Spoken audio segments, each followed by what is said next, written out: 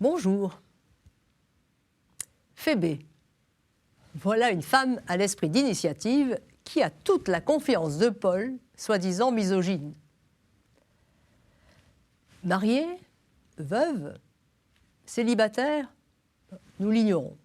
En tout cas, débordante d'énergie, comme le laisse supposer le voyage Corinthe-Rome qu'elle est sur le point d'entreprendre.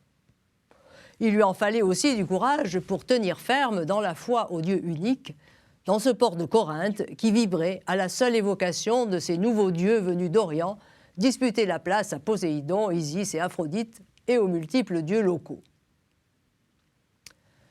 Phébé ne s'en laisse pas compter.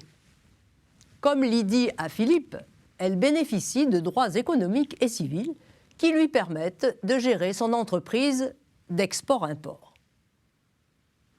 Femme d'influence, elle met ses finances et ses réseaux à disposition de Paul et des chrétiens.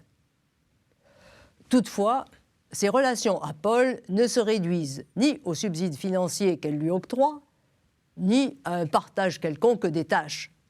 Par exemple, à l'apôtre le domaine spirituel et à Phébé le domaine économique. Ni Paul, ni les chrétiens ne sont les clients de Phébé. Phébé est une sœur.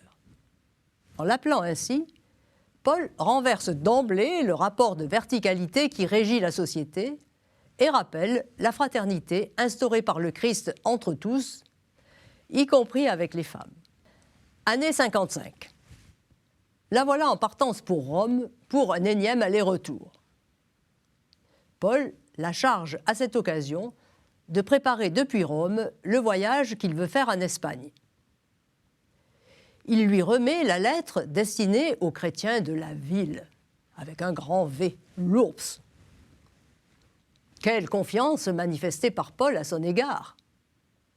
Et quelle responsabilité que de porter une lettre de Paul, qui plus est, la lettre aux Romains, la plus longue de ses lettres. Phébé ne se contente pas de porter un courrier. Une fois arrivée dans la capitale, c'est elle qui fera la lecture de la lettre à la communauté et qui en présentera le contenu. Il s'agira d'expliquer la justification, la grâce, le rôle de l'esprit, les relations entre juifs et nations. C'est dire si cette femme est dotée de talent. Elle porte bien son nom. Phébé veut dire radieuse, brillante. Phébé n'attire pas la lumière sur elle, mais œuvre humblement au service de celui qui est la lumière du monde.